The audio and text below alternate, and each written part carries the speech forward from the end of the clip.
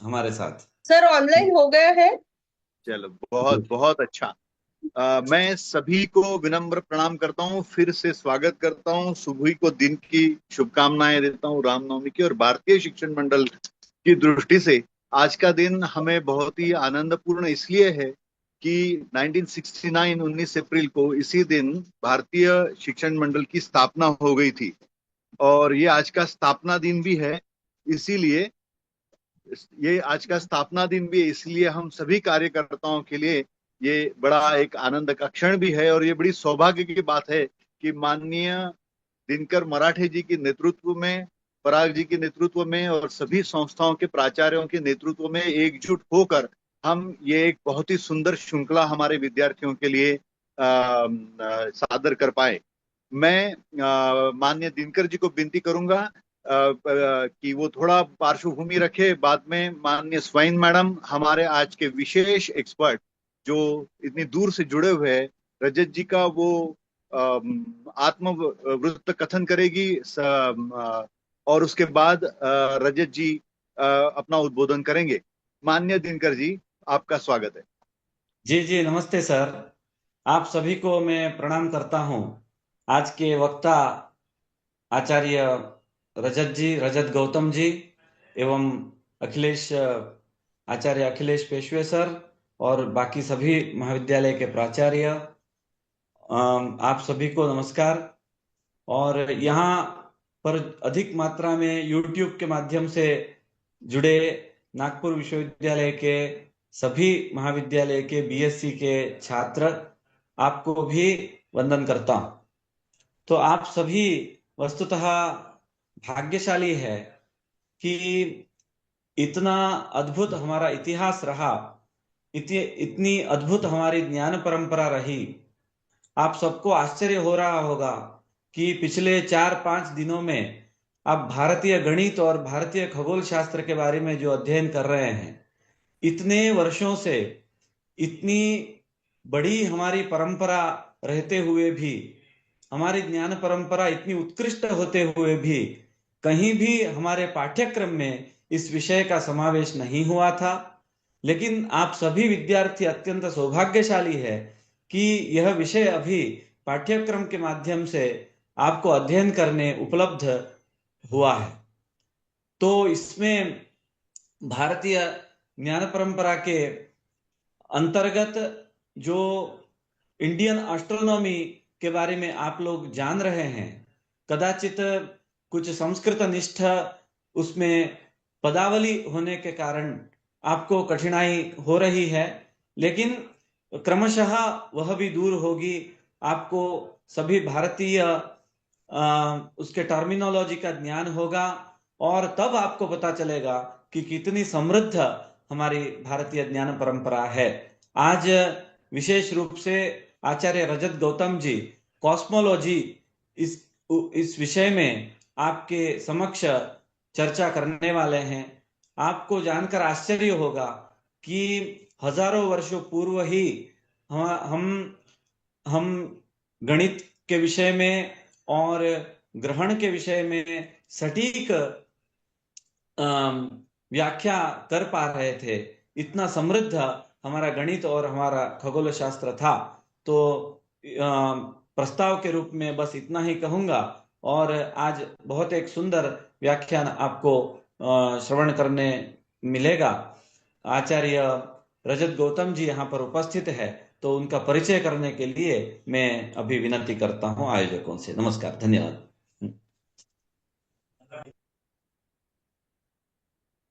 Thank you, sir. Shall I start now, sir? Peswe sir. Yes yes madam. Good afternoon, one and all. On behalf of the cluster of colleges, I, Mrs. Baijanti Swai from CMS, welcome all the dignitaries and students who are sharing this platform today. I am glad to introduce Sri Rajat Gautam Chetri, the resource person of today's lecture, to the students. Professor Chetri is working as an assistant professor at Sri Raghunath Kirti campus, Central Sanskrit University, Devprayag, Uttarakhand. He is well versed in Sanskrit, Hindi, Nepali, and English. He has passed many examinations in Sanskrit and astrology with flying colors. He has passed Purva Madhyama and Uttar Madhyama in 2012 and 2014 respectively. He has also passed Shastri and Acharya in 2017 and 2019 respectively. Presently, he is doing his doctoral research in astrology. He has attended and presented papers in many seminars and conferences. He has 4 research papers to his credit, which he has published in various reputed journals. Truly, his achievements are great, and I wish him all the best. Sir, now I invite you to commence your discourse. Sir, please. Yes. Am I audible, madam? Yes, sir, you are audible. Yes. Thank you very much, madam. Thank you, sir. परम आदरणीय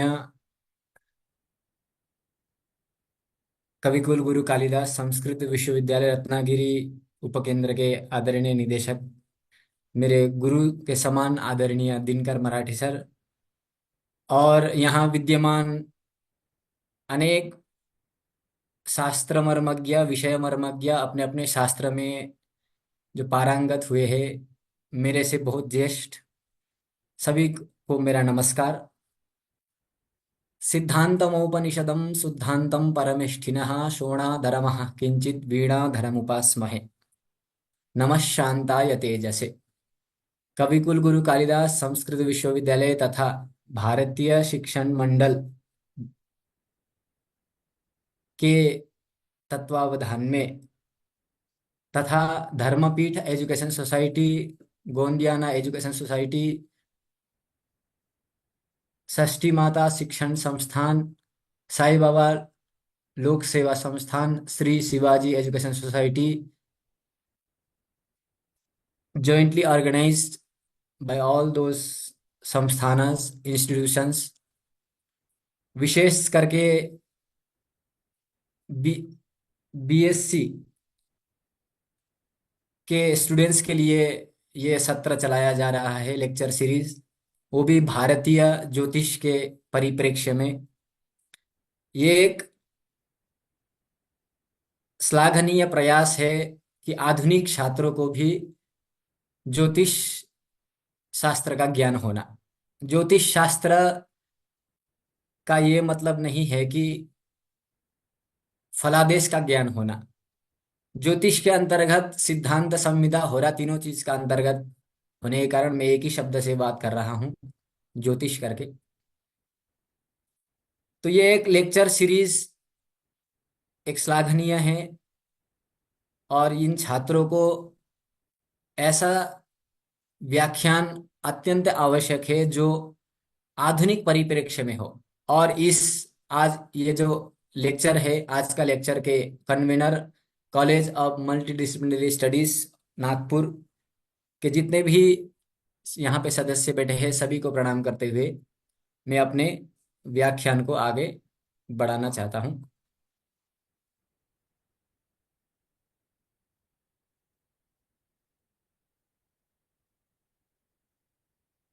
मेरा screen दिख रहा है क्या? Please एक बार confirm कर दीजिए।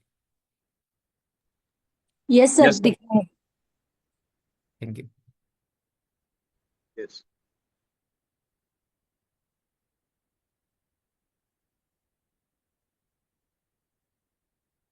यस, तो मुझे विषय दिया गया है आवर यूनिवर्स कॉस्मोलॉजी। ये एक रोचक विषय है। हमारा ब्रह्मांड और ब्रह्मांड से जुड़ी जानकारी को हम भारतीय ज्योतिष के परिप्रेक्ष्य में कैसे देखें, एक अत्यंत रोचक विषय है। मुझे इन ऐसे विषयों में इंटरेस्ट भी है कि कुछ नया चीजें सोचना, नया चीजों का अध्ययन करना भारतीय परिप्रेक्ष्य में, अर्थात वैदिक वाङ्मय के परिप्रेक्ष्य में। तो आज का विषय है आवर यूनिवर्स, जिसको हम संस्कृत में अस्माकं ब्रह्मांडः, साइंटिफिक क्रिएशनिज्म, फिजिकल साइंस, सृष्टि के बारे में हम थोड़ा बहुत जानकारी करेंगे, और हमारा यूनिवर्स कैसे बना होगा, वैदिक वाङ्मय में क्या उल्लेखित है, हमारे यूनिवर्स बनने का क्या थ्योरी है, और आधुनिक का क्या थ्योरी है, इनको हम आज इस लेक्चर में हम बात करेंगे इनके बारे में। तो किसी विषय को जानने के लिए चार चीजों का होना आवश्यक होता है।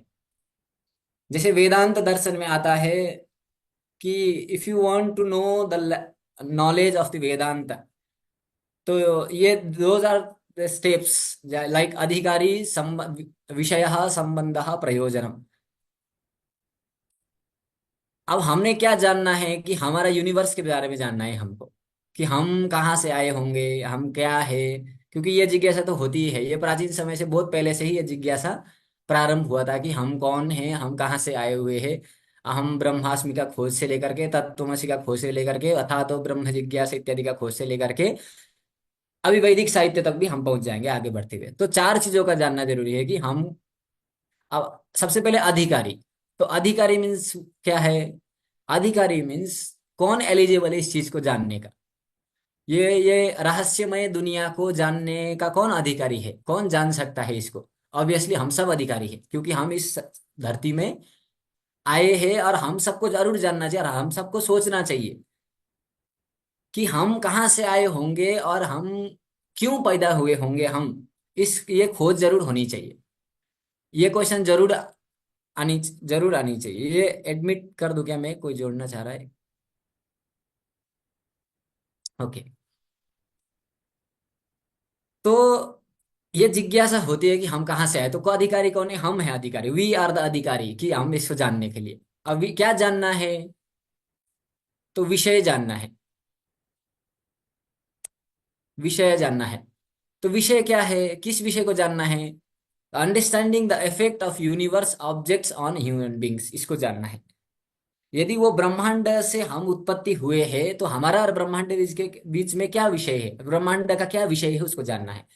वो प्रभाव को जानना है हमको, क्योंकि हम तो कहते ही है कि अ, ग्रह प्रभावित करते हैं, ब्रह्मांड से हम जुड़े हुए हैं। तो और दूसरा है to investigate the planet's nature, planets को स्वभाव को जानना, ये विषय है। और जानना क्या है? एंटिक्विटी ऑफ ज्योतिष शास्त्र, एक ज्योतिष शास्त्र का एंटिक्विटी जानना है हमको, कि क्यों पैदा हुआ होगा ज्योतिष, क्यों सोचना प्रारंभ हुआ होगा ज्योतिष। आगे जाके संबंध है, तो संबंध क्या है? Relationship between humans and nature and universe भी बोल सकते हैं। हमारा संबंध क्या है,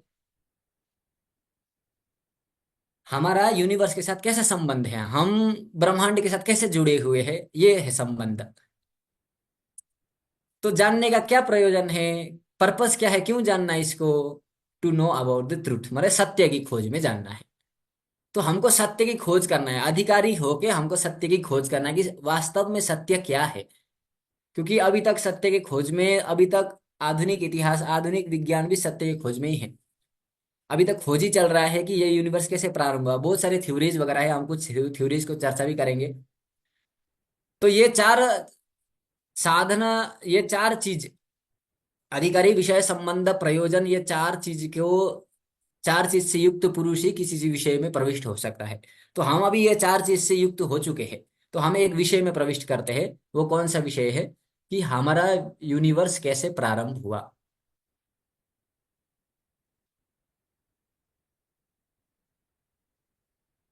तो वो हमारा ये प्रश्न सभी के मन में आता है कि हम कहाँ से आए, हम कहाँ, हमारा स्थिति का सत्ता कब से हुई होगी। ये सबको एक प्रश्न देता है, जो जिज्ञासु होता है उसको तो प्रश्न अवश्य ही देता है। तो हम यूनिवर्स के बिगिंस, माने यूनिवर्स के शुरुआत के बारे में रेफरेंस, वेदा को रेफरेंस से लेकर के हम कुछ बात करेंगे।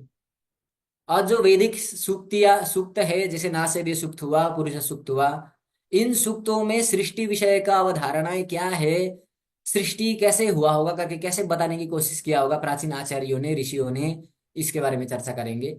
और दर्शनम भी अवश्य चर्चा करने योग्य है, क्योंकि दर्शन और ज्योतिष का बड़ा घनिष्ठ संबंध है। और आधुनिक विज्ञान के हिसाब से भी, आधुनिक विज्ञान के परिप्रेक्ष्य में भी हम सृष्टि को समझने की कोशिश करेंगे। और एक 20वीं सदी के महान वैज्ञानिक हुए जेम्स हॉपवुड जीन्स, इनके आधार पर भी हम सृष्टि के बारे में थोड़ा समझने की कोशिश कर लेंगे। तो ये 4-5 चीजें पॉइंट्स के आधार पर हम सृष्टि को एक बार समझने की कोशिश करते हैं कि व्हाट आर यूनिवर्स, यूनिवर्स क्या है, व्हाट इज यूनिवर्स, और कॉस्मोलॉजी का हम अध्ययन क्यों करें। तो आप लोग चित्र को देख लेना अभी, और इस चित्र के बारे में बाद में हम चर्चा कर लेंगे। ये चित्र यहाँ रखने का बड़ा एक महत्वपूर्ण अंग है यहाँ पे, ये चित्र होने का। तो सबसे पहला तो प्रश्न यही था कि विश्व कैसे बना होगा, यही प्रश्न है। यूनिवर्स के बारे में जब हम बात करते हैं तो ये विश्व कैसे बना होगा। तो कुछ वैदिक आख्यान, यदि हम ऋग्वेद इत्यादि पढ़ते हैं और सारे ग्रंथ यदि पढ़ते हैं, तो वैदिक साहित्य जब हम पढ़ते हैं तो वहां पे सृष्टि के अवधारणाएं हमको प्राप्त होते हैं। जैसे मैं पहले ही बताया, नासदीय सूक्तम और पुरुष सूक्तम, और भी ऐसे बहुत सारे ऋग्वेद में है जहां पे सृष्टि के बारे में संकेत देता है। तो ब्रह्म, हमारा क्या धारणा है सृष्टि का, मोटा मोटा हम क्या जानते हैं कि घोर अंधकार था। ये एक सामान्य ज्ञान है, ऋग्वेद से छोड़ के बात कर रहा हूं मैं। जैसे हम पुराणों में मिलता है हमको, और सारे ग्रंथों में मिलता है, जैसे सूर्य सिद्धांत ग्रंथ में भी मिलते हैं। घोर अंधकार था, अंधकारमय जल में अंधकारमय जल में किसी पुरुष ने सृष्टि का बीज रखा। वो बीज जो है अंड के रूप में परिणत हुआ। तदंडम अभवत हैमम करके सूर्य सिद्धांत में बात आता है, अंड के रूप में परिणत हुआ। और वही अंड से जो है सृष्टि की उत्पत्ति, वही हिरण्य गर्भ, वही हिरण्य वाला अंड है, उसी से सृष्टि की उत्पत्ति हुई करके हम सामान्यतः जानते हैं। ब्रह्मा वहां से, उस हिरण्य गर्भ से ब्रह्मा हुई। अब ब्रह्मा के बाद ब्रह्मा ने मानसिक सृष्टि किया, सूर्य चंद्रमा का सृष्टि किया, ऋषियों का सृष्टि किया, सप्तर्षियों का सृष्टि किया, इत्यादि वर्णन हमको पुराण इत्यादियों में मिलता है। तो ये एक अलग कॉन्सेप्ट है कि इस तरीके से सृष्टि हुआ है करके। वेदों में ऋग्वेद, विशेषतः ऋग्वेद को हम क्यों ले रहे हैं, क्योंकि सबसे प्राचीन और सबसे मूल हमारा वेद ग्रंथ ऋग्वेद ही है। यजुर्वेद, सामवेद, अथर्ववेद, उन्हीं के मंत्रों का ही कुछ हिस्सा वहां पे युक्त है, उसमें नहीं जाते। तो सबसे पहले हम ऋग्वेद, क्योंकि ऋग्वेद की काल गणना में भी बहुत सारे कंट्रोवर्सी है।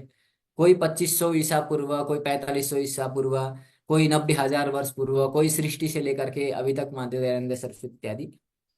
तो काल के विषय में हम चर्चा इतना नहीं करेंगे, क्योंकि ऋग्वेद की काल के निर्णय में अभी तक भी ऐसा आधुनिक विज्ञान ऐसा आया नहीं है कि ऋग्वेद को डिकोड करके बता सके। कुछ ऋग्वेद में उल्लेखित कुछ आख्यानों की वजह से ऋग्वेद को डिकोड कर सकते हैं। जैसे कुछ आख्यान है, ये एग्जैक्टली आख्यान नहीं है।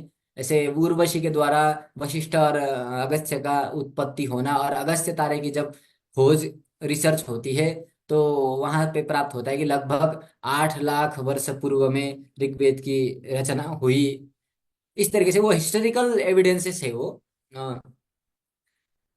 तो ऋग्वेद में वर्णन आ रहा है, न तम विदधाय इमा जना नान्य दुस्माकमंतम बभूव निहारेण प्रावृता जल्प्या चासु त्वप उक्थसाम सच्चरन्ति। यहाँ एक ध्यान देने वाली बात है, निहारेण शब्द आया है, निहारेण प्रावृता शब्द आया है। और एक भी पहले तो हम ये जान लेते हैं, निहार शब्द यहाँ पे सृष्टि के विषय के बारे में वर्णन आ रहा है। यहाँ निहारेण प्रावृता जल्व चासु त्वप उक्थसाव सस्सरन्ति, निहार से प्रावृत था, माने निहार माने निहारिका की बात कर रहे हैं, ऐसा प्रतीत होता है। क्योंकि निहारिका, अभी हम जानेंगे आधुनिक विज्ञान के हिसाब से भी सृष्टि कैसे उत्पत्ति हुआ है करके। आधुनिक विज्ञान कह रहा है निहारिका से सृष्टि उत्पत्ति हुआ है, नेबुला से करके। तो मैकमिलन खुद लिखते हैं इस शब्द का, ये जो सूक्त है उसका ट्रांसलेट कर में लिखते हैं, in that vast gaseous cloud, in that nebula niharika, which one floated on the death cloud realm of speech, there were the elements of all that it is, all that ever will be came from the gas. तो उसी में उस निहार में ही सब elements वहां पे था। उस निहार से ही सब कुछ आया हुआ है, वो जो गैस रूपी में। और निहार, हम जब निहारिका बोलते हैं तो हम अभी जब जेम्स टेलीस्कोप, ये जो भी हबल टेलीस्कोप इत्यादियों ने, तो हम आज प्रत्यक्ष तो देख ही रहे हैं कि उन लोगों ने कैसे कैसे निहारिकाओं का खोज किया है। और ये जो चित्र आप देख रहे हैं, ये भी एक हबल टेलीस्कोप के द्वारा लिया गया चित्र है। ये आकाश का ही एक चित्र है। तो इसके बारे में बताऊंगा ये चित्र क्या है करके। और जब हम देख रहे हैं सहस्र शीर्षा पुरुषः माफ करना सहस्रपाद। आचार्य जी, अच्छा, पावर पॉइंट सबको दिख रहा है क्या? माफ करना। जी जी, दिख रहा है, दिख रहा है। ओके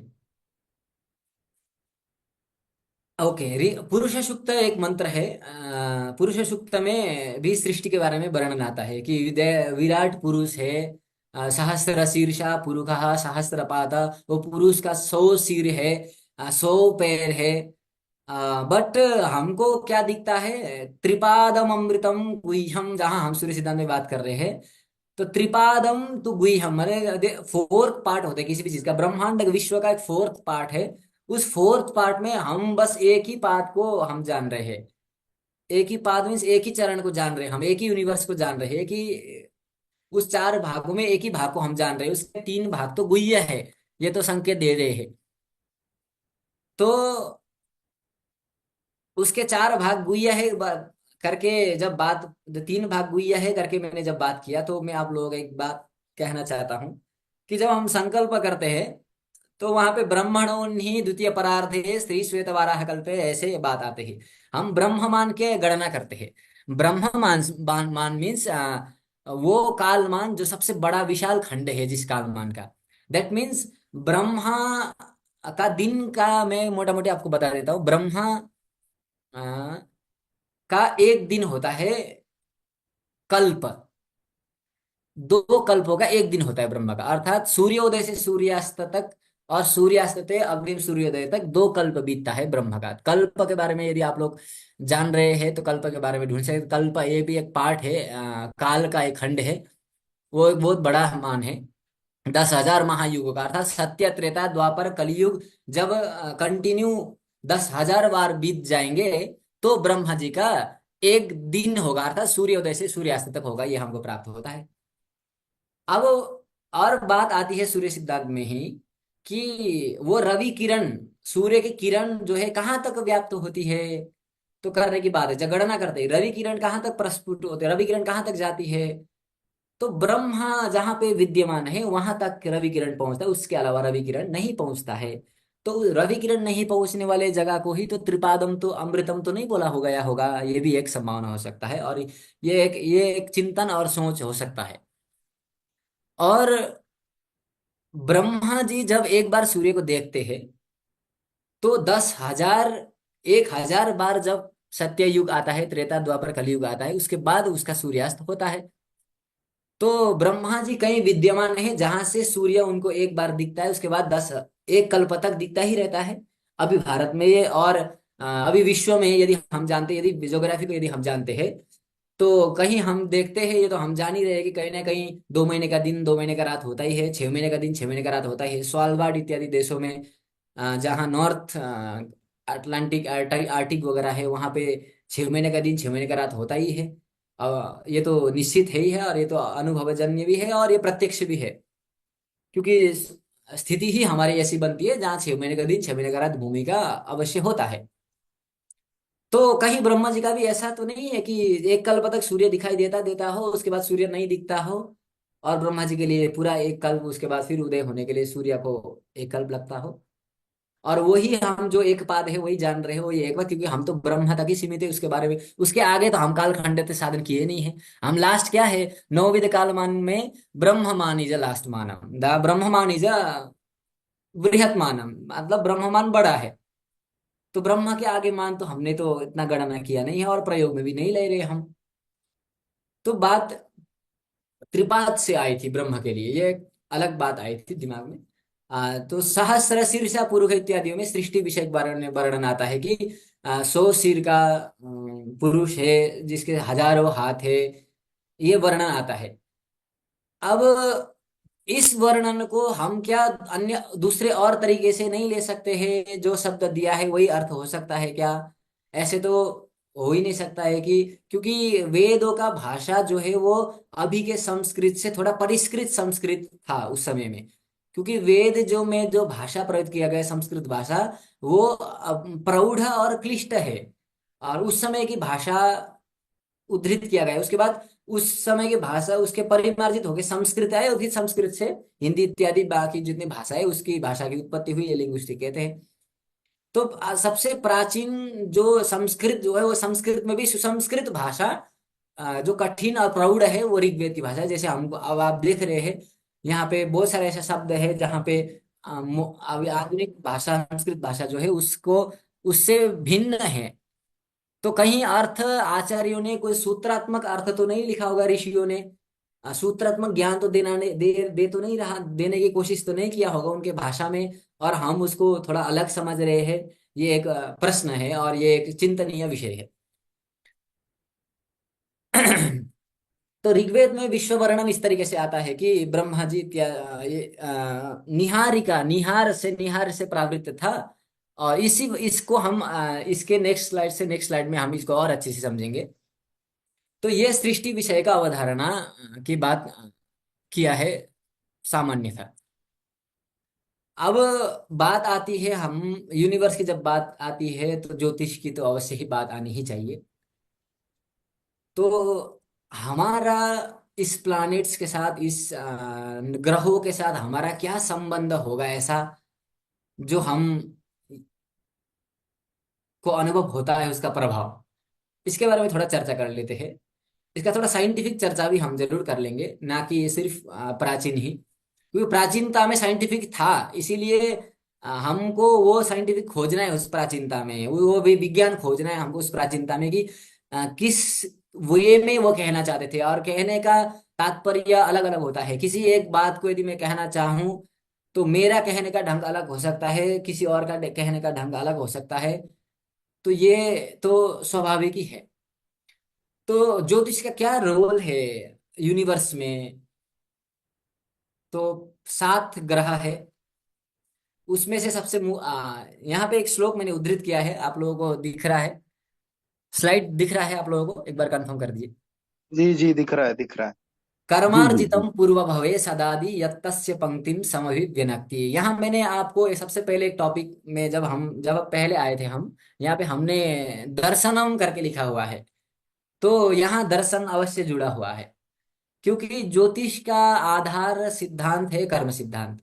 यदि कर्म सिद्धांत यदि नहीं एक्सेप्ट करेंगे तो फिर ज्योतिष को भी हमको एक्सेप्ट नहीं करना पड़ेगा। तो कर्म सिद्धांत क्योंकि दर्शन का भी विषय है, तो दर्शन के साथ रिलेटेड है ज्योतिष। और इस श्लोक में तो पूरा दर्शन के बात कही कहाँ गया है। मैं पहले इस श्लोक में आ जाता हूँ। कर्मार्जितम पूर्व भवे सदादि यत्तस्य पंक्तिम समभिव्यनक्ति। ये एक किसी 5वीं सदी के आचार्यों का उक्ति है, 500 ईस्वी। बराह मिहिर आचार्य आप लोग जानते हैं, जिसने बृहत संहिता, बृहत जातकम इत्यादि लिखी है। बृहत जातकम में ये पंक्ति आता है कि ये ग्रह क्या क्या काम है, क्या प्रयोजन है इसका, हमको क्यों जानना है, प्रयोजन क्या है, और उद्देश्य क्या है इस चीज को जानने का। तो क्या करता है ग्रह? क्योंकि ग्रहाधीनम जगत सर्वम ये भी है, और यत पिंडे तद ब्रह्मांडे ये भी विषय आता है। कर्मार्जितम पूर्व होए सदादि यत्तस्य पंक्तिम समभिव्यनक्ति। कर्म के द्वारा जो अर्जित, हमने जो कर्म किया है उसके द्वारा अर्जित जो पंक्ति है माने फल है, उसको समभिव्यनक्ति माने वो निकालता है। व्यनक्ति माने उजागर करता है। कौन? ग्रह उजागर करता है। तो पूर्व कब करता है, कब किया गया कर्म को? तो सदादि, पूर्व होए सदादि। तो आपका जो भी पूर्व जन्म का कर्म हो, या फिर ये जन्म का कर्म हो, या फिर आगे आने वाले कर्म हो, कर्म का 3 कैटेगरी है। तो संचित, प्रारब्ध, संचयमान। तो कोई भी 3 कर्म हो सकता है। इन तीनों में आपको प्रारब्ध तुरंत फल भी मिल सकता है। किसी ने आपने किसी को एक चाटा मार दिया, वो रिटर्न में आपको चाटा भी दे सकता है, एक्शन का रिएक्शन। और वो संचित भी होता है। और जो हमने जो पहले किया गया है वो संचित हो गया, अभी जब हम फल भोग रहे हैं, ये एक धारणा है। अब इसको मानना क्यों जरूरी है, एक एक सामान्य से चर्चा कर लेते हैं हम यहाँ पे, कि क्यों माने हम ऐसा कि ग्रह हमारे कर्मों का उजागर करते हैं करके। देखिए, इसमें दर्शन एक विषय आ रहा है, क्या कि जन्म विषय आ रहा है। जन्म, हमारा जन्म कैसा होता है? पुरुष स्त्री के संयोग से। संयोग एक निमित्त कारण है, एक निमित्त बनता है तो जन्म होता है। एक जन्म लेने बालक को यह ज्ञात नहीं होता है कि मैं कौन हूं। ये एक बड़ा गंभीर विषय है। इसको यदि हम अच्छे से एक बार ध्यान से सुनेंगे तो इस विषय में हम और सोच सकते हैं कि जन्म तो हर लोग रहते हैं इस संसार में। अभी भी इसी राइट इस टाइम में भी बहुत सारे लोग जन्म ले रहे हैं, बहुत सारे लोग मृत्यु को प्राप्त कर रहे हैं। तो किसी बालक को जब स्त्री, पहले प्रोग्रेस बताते हैं कि पुरुष और स्त्री का संबंध से, पुरुष और स्त्री का शुक्राणु से एक गर्भ में एक अंड के रूप में एक वस्तु, एक वहां पे विद्यमान रहता है, एक अंड के रूप में स्त्री के गर्भ में। अब यहां से अब गर्भ का विकास होना शुरू होता है। तो पुरुष का जो शुक्र है और स्त्री का जो शुक्र है, उन दोनों का कॉम्बिनेशन से गर्भ की एक अंड रूप में परिणत होता है। तो अब उस अंड को ये नहीं पता है कि मुझे जन्म लेना है, मैं जन्म ले रहा हूं, ये कुछ पता नहीं, अभी वो सेंस में नहीं है वो अंड, देखिएगा। अब धीरे धीरे उस अंड की वृद्धि होने लग गई, और वृद्धि होते होते हमारे शरीर का आकृति का जैसा एक शरीर का आकृति बनने लगना शुरू हुआ है। अब होने के बाद अब जन्म होने का समय भी आ गया है, और जन्म हुआ भी।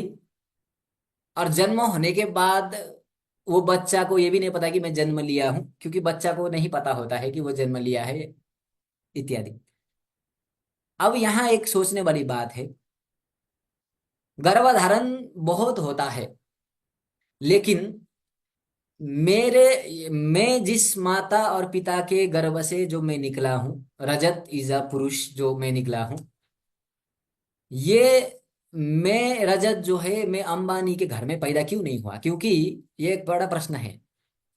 मैं रजत अंबानी के घर में मैं पैदा क्यों नहीं हुआ होगा? और मेरा दोस्त यहाँ पे बैठा है अनुज, वो अनुज मेरे माता पिता के गर्भ से पैदा क्यों नहीं हुआ होगा? ये प्रश्न है। और ये प्रश्न गंभीर क्यों है मैं बताऊंगा, क्योंकि एक सोचने वाली बात है। देखिए, यदि हम बायोलॉजी के हिसाब से देखें तो शुक्राणु जो होता है वो पुरुष में विद्यमान रहता है, स्त्री में जो विद्यमान रहता है, उन चीजों को मिलने पर सृष्टि की प्रारंभ होती है, जन्म इत्यादि प्रारंभ होता है। तो वही गुण है, वही तत्व है, वही शुक्राणु है, स्थान वही है गर्भ। लेकिन यहाँ पे जो बच्चा पैदा हुआ है, जब सेंस आया उस बच्चे को, जब प्राण आया, मैं शब्द प्रयोग कर रहा हूं प्राण का, जब उस बच्चे में प्राण आया, प्राण आया मीन्स आप ये समझ लीजिए आत्मा आया, क्योंकि हम आत्मा को तो मान ही रहे हैं। तो जब उसमें आत्मा प्रविष्ट हुआ, वो आत्मा कहाँ से प्रविष्ट हुआ? और वो आत्मा जब प्रविष्ट हुआ और उसके बाद ये शरीर धारण किया, जो मैं अभी यहाँ बैठ के सुख भोग रहा हूँ, दुख भोग रहा हूँ, और मेरा दोस्त अनुज वहां बैठ के सुख दुख सेम नहीं भोग रहा है, ये सबका विचित्र अलग अलग है।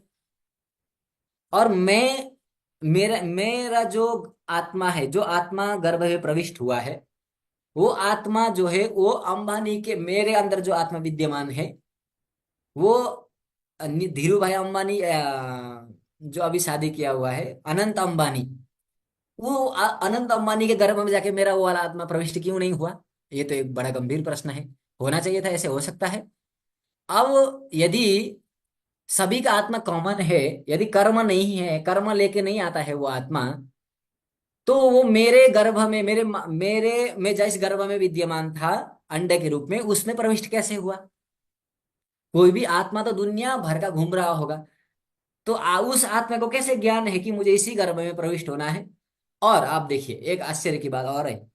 गर्भधारण का एक लग्न होता है हमारे ज्योतिष में, आधान लग्न और जन्म लग्न होता है। आधान लग्न में जब गर्भ धारण होते तब का लग्न का आधान लग्न है, वो बड़ा महत्वपूर्ण होता है। क्योंकि जब गर्भाधारण होता है उस समय के लग्न को देखना, ग्रह की स्थिति को देख करके स्थिति होती है, उस समय के लग्न मीन्स आकाश में ग्रह की पोजीशन क्या है ये देखना होता है, ये है स्थिति। अब जन्म लेने वाला है, अब ना वो बच्चा को पता है कि मुझे इस समय में जन्म लेना है, और ना वो माता पिता चाह कर भी उस उनके अनुकूल समय में जन्म ले सकता है। अभी सीजेरियन की बात यदि हम छोड़ दे, प्राकृत रूप से यदि जन्म लेने वाला जातक जो होता है, जैसे मैं हूं, मैं प्राकृतिक रूप से जन्म लिया हूं, मेरे माता हॉस्पिटल में जाके सिजेरियन करके जन्म मेरे को नहीं दी है, मैंने प्राकृतिक रूप से और स्वतः ही मैं गर्भ से बाहर आया हूं। तो ना मैं, मेरे अंदर चित्त में ये नहीं है कि मैं इस समय में निकलूंगा, इस ग्रह की पोजीशन में निकलूंगा। और जब गर्भ प्रविष्ट के समय में भी वो अंड को ये भी नहीं पता था कि इस समय में प्रविष्ट हुआ हो, उस शुक्राणु को इस समय में प्रविष्ट हो, ये भी पता नहीं था। लेकिन जब वो प्राण आया, तो प्राण आया मीन्स वो आत्मा जब प्रविष्ट हुआ, तो आत्मा जब प्रविष्ट होता है तब वो किसी को अपना पूर्व वाले कर्म को लेकर के प्रविष्ट होता है। नहीं तो, नहीं, यदि ऐसा नहीं होता तो अवश्य ही शायद कहीं भूल चूक वश में अंबानी बन के पैदा हो जाता, भूल चूक वश में पैदा हो जाता। यदि ऐसा, यदि हम इस व्यवस्था को यदि नहीं मानेंगे तो पैदा अवश्य हो जाता होगा। क्योंकि देखिए, कुत्ते भी बहुत पैदा होते हैं, आपने बहुत सारे देखे। मैं बहुत उदाहरण देता हूँ इस चीज का, सामान्य से उदाहरण में, बहुत नॉर्मल उदाहरण दे रहा हूँ इसको गंभीरता से चिंतन करने के लिए। आपने देखे हैं एसी के में रहने वाले कुत्ते को भी देखे हैं, और आपने स्ट्रीट डॉग्स भी देखे हुए हैं। अब देखिए, सुख और कुत्ता कुत्ता ही है, कोई आकृति में भेद नहीं है, लेकिन भोग कैसे रहा है, सुख भोग कैसे रहा है। वो लेब्राडोर, वो जर्मन शेफर्ड और वो जो गोल्डन रिट्रीवर एसी में बैठ के कितना आनंद ले रहा है। हम आजकल इंस्टाग्राम चलाते हैं, आप लोग देखते हैं, चाइना इत्यादियों में, इत्यादि और सारे देशों में भी कितना ट्रीटमेंट होता है कुत्तों का या फिर जानवरों का जो पालते हैं। तो हर एक कुत्ता को ये सौभाग्य प्राप्त क्यों नहीं हो रहा है, ये मेरा प्रश्न है। यदि यदि कुत्ता ही है, सभी कुत्ता समान ही है, तो हर एक कुत्ता को चोट लगा हुआ है, वो दुख भोग रहा है, सड़क में तड़प रहा है, और वही कुत्ता जिसके अंदर श्वास है। अब देखिए, श्वास की बात इसलिए मैं कर रहा हूँ, मैं प्राण की बात इसलिए कर रहा हूँ क्योंकि आपके यदि शरीर से यदि प्राण जाए तो फिर आपका शरीर जो है वो कोई काम का नहीं रहता है। शरीर में से आप नहीं हिलेंगे। आप, यदि आप, मेरा प्राण यदि तुरंत चला जाए तो मैं स्टॉप हो जाऊंगा, यहाँ पे ऐसे म्यूट हो जाऊंगा मैं। तो यदि प्राण ही सबसे मुख्य चीज हुआ, इसका मतलब, क्योंकि हम जब मृत्यु शैया में बैठा हुआ को देखते हैं तो बस उसमें हलचल नहीं होती है, बस सेम शरीर होता है। अब वो ऐसा चीज जो प्रविष्ट हुआ था, जो आप, ना मैंने चाहा था, ना मेरे पिता ने चाहा था, और ना मेरे माता को पता था, और प्रविष्ट होने के बाद कुछ गर्भ के समय में 9 महीने के अंतराल में मैं विकसित हुआ, उसके बाद फिर मैं गर्भ से बाहर आया, और बाहर आने का समय भी मुझे नहीं पता था। अब बाहर आने का समय में एक कुंडली बनता है जो जन्मांग कुंडली हम कहते हैं। वो क्या है? वो बाहर आने के समय में जन्मांग कुंडली बन रहा है, और वही हमारे भविष्य को फल व्यक्त कर रहा है। अब अब देखिए, मेरे जन्म से वहां आकाश में विद्यमान ग्रह की स्थिति का क्या संबंध? और मेरे जन्म के समय में हजारों लोग जन्म ले रहे हैं, और अलग अलग देश में रह रहे हैं, अलग अलग दिशाओं में जन्म ले रहे हैं, और मेरे जन्म के समय में वो ग्रह की स्थिति को हम उद्धृत करते हैं जन्मांग कुंडली में, और उसी के द्वारा हम फल कथन को कहते हैं। अब यदि उस समय में यदि शनि यदि खराब हो, यदि सूर्य खराब हो, तो तुमको ये बीमारी होगा, आंख का खराब होगा, वायु जनित रोग होगा, नेत्र में दोष होगा, हड्डी में दर्द होगा, इत्यादि बातें इत्यादि बातें आती है। तो हमारे जन्म से वो आकाश में स्थित पोजीशन का क्या लेना देना होगा? ये तो एक आश्चर्य की बात है। और जन्म हमने अपने आप जानबूझ के नहीं लिया है कि जब सूर्य उच्च में होगा तो मैं जन्म लूंगा, ये मैंने नहीं सोचा था, ना मेरे पिताजी ने सोचा, ना मेरे माताजी ने सोचा था। और जन्म स्वतः में ले रहा हूँ, और जो जिस समय में मैं जन्म लिया हूँ उस समय के अकॉर्डिंग यदि हम जन्मांग चक्र को निकाले और उससे फलादेश करने लगे तो 100%, 100% फलादेश सिद्ध होता है। और यदि नहीं माने, यदि नहीं, ये एक तुक्का है फलादेश करके यदि हम बोलते भी है, तो 90 70 80% सब में कैसे घट रहा है, 80 90% कैसे घट रहा है। और विदेशों में तो फ्रांस इत्यादि अमेरिकाओं में तो अभी ज्योतिष को मानने वाले लोग की वृद्धि हुई है बहुत पहले से। तो वो लोग कैसे मानने लगे, और मानने लगे तो सब मूर्ख मानने लग गए कि ऐसे सबने मान ही लिया, ऐसा ऐसा तो नहीं हो सकता।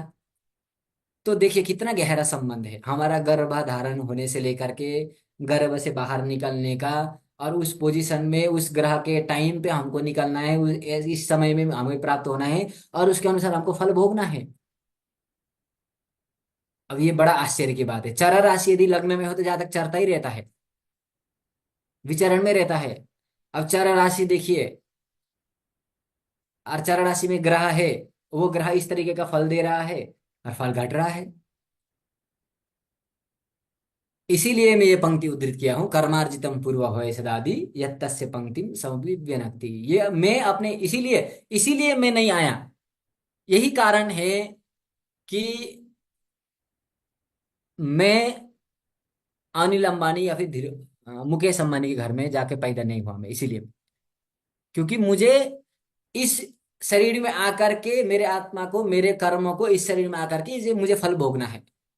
और संबंध जब हम बोल रहे हैं, यदि मैं जान रहा हूं यहाँ पे 2 3 4 लोगों को, हमारे सर भी है यहाँ पे, मैं जान रहा हूं ये संबंध भी ऐसे अचानक हम नहीं मिले हैं, कहीं ना कहीं वो संबंध है, वो पूर्व संबंध है, तो ही मिल रहे हैं। नहीं तो दुनिया में लाखों करोड़ों लोग हैं, हम सबसे क्यों नहीं मिल रहे हैं, और उनसे ही क्यों मिल रहे हैं। अब मिलने का स्थिति समय एकदम निश्चित है। इसीलिए हमारे गुरु जी कहते हैं कि अ, अनि हमारे गुरु जी कहते हैं कि कोई चीज अनडिफाइंड नहीं है, everything is defined, nothing undefined बोलते हैं वो। माने सब कुछ पूर्व निश्चित है। हमारा मिलना आज, हम दोनों का, हम लोगों का एक आपस में आज चर्चा होना, ये एक पूर्व निश्चित है।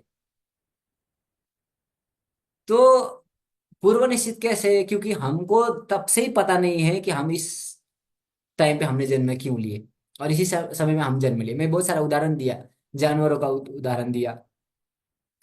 तो हमारा ग्रहों के साथ कहीं ना कहीं संबंध है। अब प्रभाव कैसे डाल सकता होगा, प्रभाव नहीं मैं बोल रहा हूँ, चलिए मैं आपके सपक्ष में होकर के बोल रहा हूँ, मैं प्रश्न कर रहा हूँ मेरे को ही कि नहीं, ऐसा नहीं हो सकता है। कोई ग्रह किसी से ऊपर वाले प्लैनेट जो है मनुष्य के साथ संबंध नहीं रख सकता है। तो मैं आपको एक बात बता रहा हूँ जो आप स्वतः ही जानते हैं, ये बहुत सामान्य एग्जाम्पल है, ये भी एक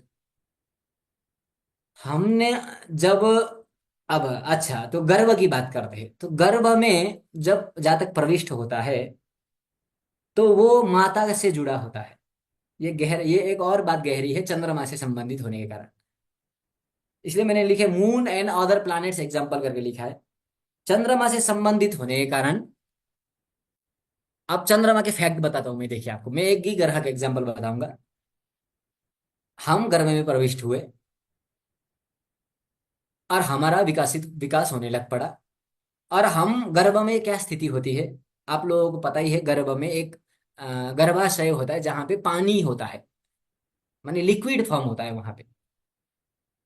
तो आप जब जानवरों का भी देखते हैं गर्भस्राव होते हुए, मतलब गर्भ प्रसूति होते हुए, गर्भ निकलते हुए, तो उनसे एक तरल पदार्थ निकलता है, तो वही गर्भाशय में रहने वाला ही जल है वो।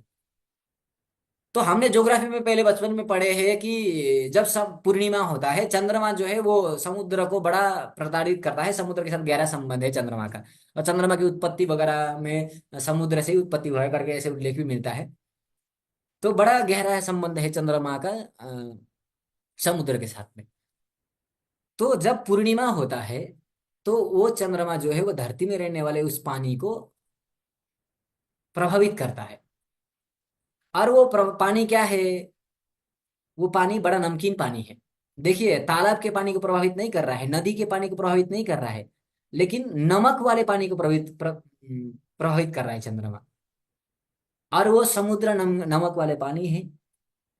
और अब आइए, ये तो एक ज्योग्राफिकली बात हुआ, अब बायोलॉजिकली आते हैं। अब जब हमारे जब गर्भाशय में जो पानी होता है वो नमकीन पानी होता है, और हमारा पोषण कैसा होता है, माता ने अन्न खाया, अन्न का टुकड़ा जाके मेरे मुंह में जाएगा, ऐसा नहीं होता है गर्भ में। नाभि से जुड़े होते हैं हम। हमारा कनेक्शन कहाँ से होता है? नाभि से। इसीलिए ब्रह्मा विष्णु के नाभि से निकले हुए जो बात आई है, ये एक इस बात को भी हम चर्चा कर लेंगे। तो नाभि के साथ हमारा माता का नाभि, हमारा नाभि और माता का नल से संबंध होता है। माता के थ्रू हम नाभि के द्वारा हमको हमारा भरण पोषण होता है। तो वो भी कैसे फॉर्म में होता है? लिक्विड फॉर्म में होता है, तरल फॉर्म में होता है। और आधुनिक वैज्ञानिकों के हिसाब से सबसे सेंसिटिव चीज इस धरती में यदि कोई है तो पानी है। तो अब देखिए हमारा शरीर, हम पहले जब प्रविष्ट हुए गर्भ में, वो नमकीन वाला पानी, और हमारा शरीर जब बना तो हमारा शरीर में हर एक विद्यमान तत्व आप देख लीजिए गहराई तरीके से सारा नमकीन है। हमारा जो आंसू निकलता है वो भी नमकीन है। हमारा जो पसीना निकलता है वो भी नमकीन है। कफ के द्वारा जो विकृति निकलती है नाक से मुख से, वो भी नमकीन ही है। गुह्य द्वार के द्वारा तरल पदार्थ निकलता है वो भी नमकीन ही होता है। तो हर एक चीज हमारे शरीर में नमकीन नमकीन चीज ही है। और हम मन का कारक मान रहे हैं चंद्रमा को। और चंद्रमा जन्म के समय में विशेष ध्यान दिया जाता है चंद्रमा का। यदि खराब होता है जन्म के समय में तो अरिष्ट होता है। अब देखिए अरिष्ट का बड़ा खेल है।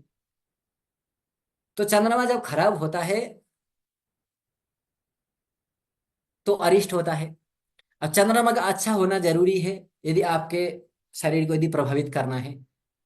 तो कोई बच्चा जन्म लेते ही मृत्यु को प्राप्त करता है, कोई बच्चा गर्भ में ही मृत्यु को प्राप्त करता है, कोई बच्चा जन्म लेने के 10 दिन बाद मृत्यु को प्राप्त करता है, कोई बच्चा जन्म लेने के 1 महीने बाद मृत्यु को प्राप्त कर लेता है।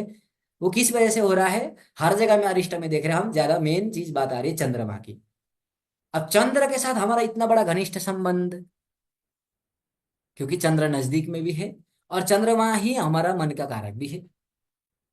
क्योंकि जब प्रश्न आता है, प्रश्न कुछ पूछने को ही, तो हम चंद्रमा को देखकर ही बता सकते हैं कि ये मन में इस विषय में कौन सा चिंता चल रही, धातु चिंता, मूल चिंता या फिर जीव चिंता। तो चंद्रमा का बड़ा रोल दिख रहा है यहाँ पे, वो भी कैसा? नमकीन के साथ में। ये तो एक आश्चर्य की बात होती है। तो अब नमकीन देखिए, हमारे शरीर में हर एक चीज अंग नमकीन है और चंद्रमा वही नमकीन पानी को प्रभावित कर रहा है। तो हमारे शरीर में विद्यमान होने वाले वो तरल पदार्थ नमकीन को चंद्रमा प्रभावित कैसे नहीं कर सकता होगा? और ग्रह के साथ संबंध हमारा कैसे नहीं बोल सकते हम? वो चंद्रमा नमकीन को प्रभावित करने वाले जो ध्रुव है, मीडियम है, वो भले कुछ भी हो, वो फ्रीक्वेंसी में हो, वेव में हो, या फिर देवता चंद्रमा होकर के प्रभावित करता है, वो किस तरीके से प्रभावित करता है वो अलग बात है। लेकिन प्रभावित कैसे कर रहा है देखिए। तो हमारा जन्म से ही ग्रहों के साथ संबंध हमारा होता है। जिसका बृहस्पति अच्छा होता है वो स्थूल काय वाला होता है। क्यों? क्योंकि शरीर में शरीर में जब फैट की वृद्धि होनी होती है तो बृहस्पति अच्छा होना होता है। तो जिस जिसका देखिए, आज अभी मैं कुछ दिन पहले ज्यादा पढ़ा रहा था, जिसका बृहस्पति अच्छा है वो लोग थोड़ा बहुत स्थूलता को प्राप्त करते हैं। अब बृहस्पति अच्छा मीन्स ये नहीं बोलता हूं कि मैं 10वें भाव में होकर के अच्छा हो। लग्न के साथ यदि ज्यादातर संबंध यदि बन रहा हो, शरीर के साथ यदि संबंध बन रहा हो, तो भी इस तरीके का होता है। तो कुछ कुछ ग्रहों की वजह से, मिक्स होने की वजह से नहीं भी होता होगा, लेकिन अकेला यदि बृहस्पति है लेकिन वो तो प्रभावित होता ही है। ऐसे चंद्रमा भी, ऐसे मंगल भी। तो खून देखिए हमारा, और एक बात चीज मैं बताना भूल गया, खून। खून हमारा नमकीन है। अब खून को यदि प्रभावित कर दिया तो फिर और बचा ही क्या? यदि हम खून में यदि प्रभावित कर लिया चंद्रमा ने, तो फिर और चीज में क्या, और ग्रह कैसे प्रभावित नहीं कर सकता होगा? और चीज को कैसे प्रभावित नहीं कर सकता होगा? क्योंकि खून एक बड़ा महत्वपूर्ण चीज है हमारे अंग में। तो हमारा संबंध सृष्टि से, सृष्टि को लेकर के हमारा संबंध ज्योतिष के साथ बड़ा जुड़ा हो। इसलिए मैंने ज्योतिष का रोल बहुत विस्तृत है और ये छोटा छोटा बात बताया मैंने, जो एक सामान्य है, जो हम नहीं सोच पा रहे हैं कि ऐसा भी होने का संभावना हो सकता है इत्यादि, ये एक हम सोच नहीं पा रहे हैं। तो इस तरीके से हम प्लैनेट्स के साथ यदि कनेक्शन करते हैं तो शायद हम हमारे प्राचीन आचार्यों के मनसा को हम समझ सकते हैं। तो हमारा चिंतन एक अलग तरीके से भी कर सकते हैं हम, जिसके द्वारा हम आचार्य को हम समझ सकते हैं। तो ये एक सामान्य चिंतन है, ये बच्चे जो आधुनिक पढ़ रहे हैं उनके लिए एक चिंतन का विषय है, क्योंकि क्योंकि आधुनिक पढ़ा हुआ आदमी थोड़ा बहुत ज्यादा इसमें चिंतन कर सकता है, क्योंकि उसको बहुत सारी चीजों का नॉलेज होता है। देखिए हम लोग आधुनिक आधुनिक नहीं पढ़े हुए हैं, क्योंकि यदि हमको प्राचीन विज्ञान यदि समझना होना तो आधुनिक विज्ञान का सहारा लेना ही पड़ेगा, नहीं तो फिर हम कहीं ना कहीं का नहीं रह जाएंगे यदि आधुनिक विज्ञान का सहारा नहीं लेंगे तो। और हम आधुनिक विज्ञान को नहीं मानेंगे, प्राचीन विज्ञान ही है करके ये करेंगे, तो सबसे बड़ा मूर्खता हो जाएगी। क्योंकि प्राचीन विज्ञान को यदि समझना है, प्राचीन विज्ञान के सूत्र को यदि समझना है, तो आधुनिक विज्ञान को समझना बड़ा जरूरी है। तो आधुनिक विज्ञान यही है कि प्रभाव कैसे होता है। अभी तक वो प्रभाव नहीं आई। किसी बहुत सारे रिसर्च हो रहे हैं, हम जैसे तंत्र भी चलते हैं, तो क्या कोई बोल रहा है वेब में चल रहा है, कोई बोल रहा है इस तरीके से चलते हैं, कोई इलेक्ट्रॉन न्यूट्रॉन एंड प्रोटॉन की बात कर रहा है। तो इलेक्ट्रॉन न्यूट्रॉन और प्रोटॉन तो हर एक शरीर में होता है, हर एक चीज में होता है। और हम जब दर्शन की बात की है तो आप लोगों ने सोचा है सत्व रजत तम ये क्या चीज होगा करके। तो मैं किसी अवसर कभी आने पर इलेक्ट्रॉन न्यूट्रॉन और प्रोटॉन जो चीज बोला गया है वो ही प्रकृति के तीन चीजें हैं। देखिए प्रकृति के तीन गुण हैं दर्शन में, सत्व रजत तम, और प्रकृति के तीन चीजें हैं, एलिमेंट्स है, इलेक्ट्रॉन न्यूट्रॉन एंड प्रोटॉन। तो कहीं यही तीन चीजें तो का तो सूत्रात्मक बातें तो नहीं कहा गया होगा, ये भी हो सकता है, नहीं भी हो सकता है। ऐसा मेरा बात सही है करके नहीं बता सकता, बता रहा हूं मैं, लेकिन हम चिंतन कर सकते हैं, इस तरीके का चिंतन हम अवश्य ही ला सकते हैं।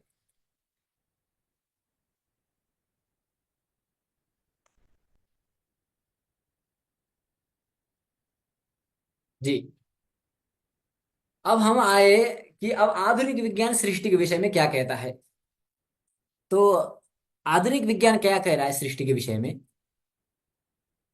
कोई ये 20वीं सदी का वैज्ञानिक है जेम्स हॉपवुड जीन्स करके। यहाँ आप देख सकते हैं the age of earth is about 200 million years. The condition of the creatures on the earth has been around for 300 million years. According to mister gym 300 crore वर्ष बोल रहा है, 3 करोड़ वर्ष बोल रहा है। अब ये इस बात में भी आता हूं मैं, क्यों बोला होगा उन लोगों ने। According to mister Jeans the condition of human being is on the earth for about 3 lakh year. 3 lakh वर्ष से ह्यूमंस आया है करके वो जेम्स जिन्स कह रहे हैं। The origin of the present world is not random or sudden. It has emerged of result of the no object of creature। यहाँ आप लोग पढ़ सकते हैं, मैं आप लोग पढ़ने के लिए लिखा हूँ यहाँ पे। तो वो बोल रहे हैं कि ये रैंडमली नहीं हुआ है, ये एकदम से बना, एकदम से हुआ नहीं है, ये एक क्रमिक प्रक्रिया है। इसलिए हमको थ्योरी ऑफ इवेल्युएशन भी समझना है, क्रमिक सृष्टि का क्रमिक विकास भी, डार्विन को भी हमें बड़ा इस चीज में समझने की जरूरी है। क्योंकि मैं पहले ही बोला हूं, यदि हम आधुनिकता को यदि नहीं समझेंगे तो प्राचीनता को हम यदि नहीं नहीं समझ पाएंगे। तो क्रमिक विकास हुआ है, क्रमिक हुआ है सृष्टि, ऐसे नहीं कि सृष्टि एकदम से हो गया। आप देखते हैं सूर्य सिद्धांत के ग्रंथ में भी पढ़ते हैं, ग्रह ऋक्ष देव दैत्यादि सृजतस्य चराचरम। ग्रह ऋक्ष देव दैत्य, ये क्रम क्यों बताया, देव दैत्य ग्रह ऋक्ष, ये भी तो छंद भंग नहीं हो रहा था। देव दैत्य ग्रह ऋक्ष, ये भी तो बोल सकते थे, ग्रह ऋक्ष देव दैत्यादि सृजतोस्य चराचरम। ये देखिए सृजतः अस्य चराचरम बता रहा है, अब सीक्वेंस बारे में बता रहा है। तो कई आकाशात वायु हो, वायु हो अग्नि, अग्नि है आप, हम तो दर्शन में पढ़ते ही है। तो किस तरीके का सृष्टि हुआ है करके हमारे ऋषियों ने तो हमको बताया हुआ है कि क्रम से हुआ है करके। और डार्विन भी यही बताता है कि क्रमिक विकास हुआ है। ये नहीं बोल रहा हूँ कि मैं बंदर से हम आए हुए हैं, ये तो बहुत बड़ा एक साजिश है, क्योंकि बंदर से आना ऐसा संभव हो ही नहीं सकता है। कि इतिहास में मैं अभी नहीं जा रहा हूँ, क्योंकि अभी हम फैक्ट के बारे में बात कर रहे हैं। तो ये जो नंबर आया, ये जो आप देख रहे हैं नंबर, जब हम पंचांग बनाते हैं तो हम आहरगण साधन करते हैं, सृष्टि से लेकर के आज तक में कितने वर्ष बीता है करके हम ये पंचांग साधन करते हैं। तो आहरगण साधन करते हैं, आहरगण मीन्स वो 51 दिन का समूह जब सृष्टि से लेकर के आज तक का समूह है। तो पंचांग में भी यही नंबर आता है, लगभग इतना ही आता। आप लोगों ने पंचांग की गणना देखे होंगे, तो हपुड़ के आसपास में आता है। हपुड़ थोड़ा बस 5, उन लोगों इसने बोला 3 लाख वर्ष, सॉरी 3 करोड़ वर्ष। तो हमारे जब पंचांग करते, हम गणना करते हैं, तो सावन दिन की गणना भी समथिंग ऐसा ही आता है, 19, 2 लाख 2 अरब ऐसे कुछ आता है। तो वही आंकड़ा हपुट्स बताया हुआ, जेम्स जीन्स बताए हुए है वही आंकड़े को। तो आंकड़ा समान है कि कब सृष्टि प्रारंभ होगा, कब क्या हुआ होगा, कब क्या हुआ होगा करके। वो आंकड़ा भी क्या कब आया है, जब जो हम गणितीय परंपरा से जब आंकड़ा ला रहे हैं, वो भी हम ब्रह्मा ने सृष्टि के लिए इतना समय छोड़ा हुआ है करके छोड़ के हम वो आंकड़ा ला रहे हैं। और यहाँ पे भी ये बोल रहे हैं कि एकदम से सृष्टि सडनली उत्पन्न नहीं हुआ, एकदम से पौधा एकदम से आके उत्पन्न नहीं हुआ, एकदम मनुष्य आकाश से नहीं टपके, और एकदम से सब कुछ चराचर भी नहीं हुआ है, क्रम से हुआ है करके बात कर रहा है। तो पंचांग के साथ में भी इसका, पंचांग गणना करते हुए भी ये मान जो है एग्जैक्टली हमें प्राप्त होता है। तो मैं अब आऊंगा आपको यहाँ पे। हाँ, अब मैंने सबसे पहले आपके साथ बताया था कि इस ये एक सृष्टि के बारे में, नेबुला के बारे में चर्चा करके हम फिर विराम लेंगे। ये एक बड़ा आश्चर्य और बड़ा इंटरेस्टिंग चीज है कि हम नेबुला को क्यों लिए हैं करके, और निहार शब्दों को हम नेबुला क्यों बोल रहे हैं करके। देखिए, ये रिंग नेबुला है, इसको क्या बोलते हैं हम, रिंग नेबुला बोलते हैं। चक्राकार निहारिका करते कहते हैं इसको हिंदी में। ये आधुनिक विज्ञान का खोज है। आधुनिक विज्ञान क्या कह रहा है कि चक्राकार निहारिका से ही हम लोग की उत्पत्ति हुई कहते हैं। अब देखिए, आधुनिक विज्ञान क्या कह रहा है कि इस चक्राकार नेबुला में एक तारा था, उस एक तारा से, उसको तारे को टुकड़ा होकर के दूसरा तारा निकला, वो दूसरा तारा आपस में घूमने लग गए, और उसी 2 तारे से और 2 तारे उत्पन्न हो गए, तो वो आपस में चारों वो तारे घूमते रहते हैं करके ये आधुनिक विज्ञान का मत है। इस रिंग नेबुला में, जहां आपको तारे का एक चित्र दिखाई भी दे रहा होगा, एक तारा जैसा, तो ये टेलीस्कोप से लिया गया हुआ चित्र है, ये रिंग नेबुला का चित्र है।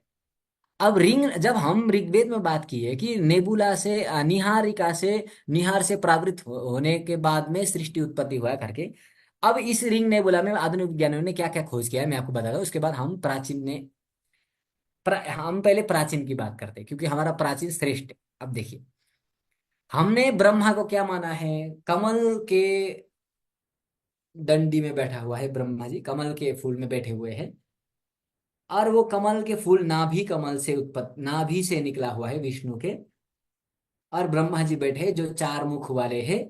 और ब्रह्मा जी के साथ में हम जब ब्रह्मा जी की बात करते हैं, ब्रह्मा जी की, तो हम सरस्वती की भी बात करते हैं। अब वीणा, सरस्वती क्या ली है, वीणा ली हुई है। अब देखिए, बहुत बड़ा गंभीर बात कह रहा हूं मैं, सरस्वती वीणा ली हुई है, और वीणा में लेते हुए वो हंस में बैठी हुई है सरस्वती। तो सरस्वती का वाहन हंस, और सरस्वती ली हुई है वीणा, और ब्रह्मा कमल में बैठा हुआ है, और कहाँ बैठे हुए हैं, कमल में बैठे हुए, और नाभि के द्वारा, विष्णु का नाभि से वो कमल उत्पत्ति हुआ है। अब आधुनिक विज्ञान के, प्राचीन विज्ञान में हंस मंडल की चर्चा आती है। हंस मंडल कहाँ है, इन्हीं रिंग नेबुला में है। वीणा मंडल कहाँ है, इन्हीं रिंग नेबुला में है। हंस मंडल और वीणा मंडल को यहाँ पे क्या बताया गया है मैं आपको बताता हूं।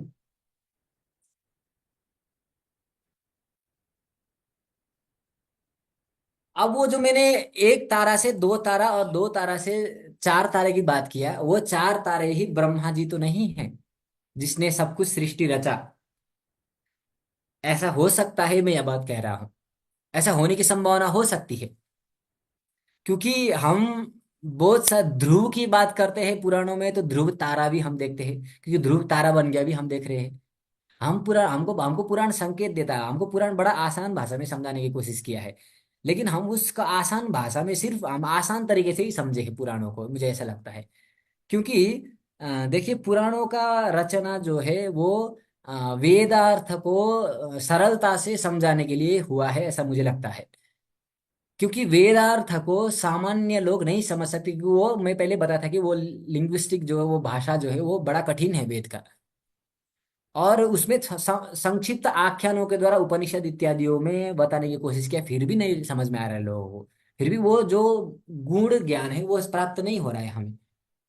और पुराणों में कथाओं के माध्यम से प्राप्त होता है। जैसे ग्रहण की बात करते हैं हम, तो मैं कल ये सोच रहा था कि ग्रहण जब हम बात कर रहे हैं, तो समुद्र मंथन हुआ और राहु केतु ने विष पीने की जिद किया और लाइन में लग गए चोरी छुपे, और सूर्य चंद्रमा ने देखा, और तब राहु को गुस्सा आया, तब से ग्रहण, तब से राहु जो है चंद्रमा और सूर्य को ग्रसित करता है करके ऐसा कथा है।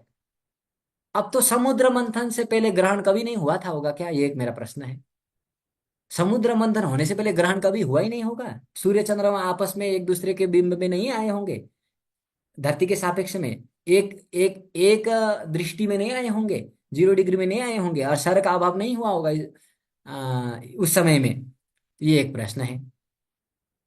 तो पुराणों की रचना बाद में हुई, जिसमें कथाओं के माध्यम से बहुत सारी चीजों को बताने की कोशिश किया। जैसे एक उक्ति है, अब देखिए, as above so below, the drama on the earth goes to the parallel to the drama on the sky.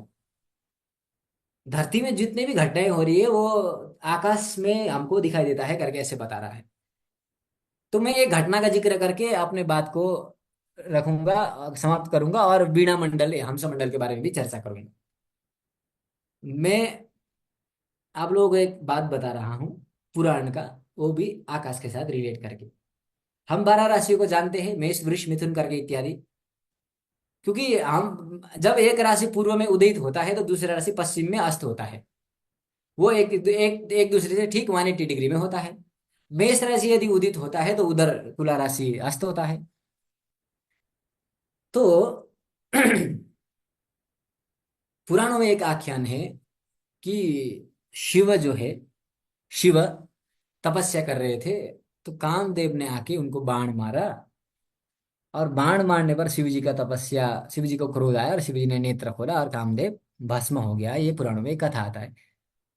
तो एज अबव सो बिलो लिखने वाला आदमी का यदि हम सोचे, एज अबव सो बिलो जिसने लिखा, तो जैसे ऊपर होता है ऐसे नीचे होता है, यदि मानते भी है, तो पुराण का घटना यदि सत्य भी यदि मान रहे हैं, पुराण की घटना सत्य नहीं, मैं ये बता रहा हूँ कि पुराण की घटना को यदि हम घटा हुआ भी यदि मान लेंगे, तो आकाश में भी ऐसे घटना घटा घटा हुआ दिख रहा है। कैसे दिख रहा है आप देखिए। बिटलगज आर्द्रा नक्षत्र को कहते हैं, बिटलगज। तो आर्द्रा नक्षत्र जो है वो, उसका अधिपति कौन है, रुद्र है। अब जब आर्द्रा नक्षत्र कहाँ है, मिथुन राशि में है।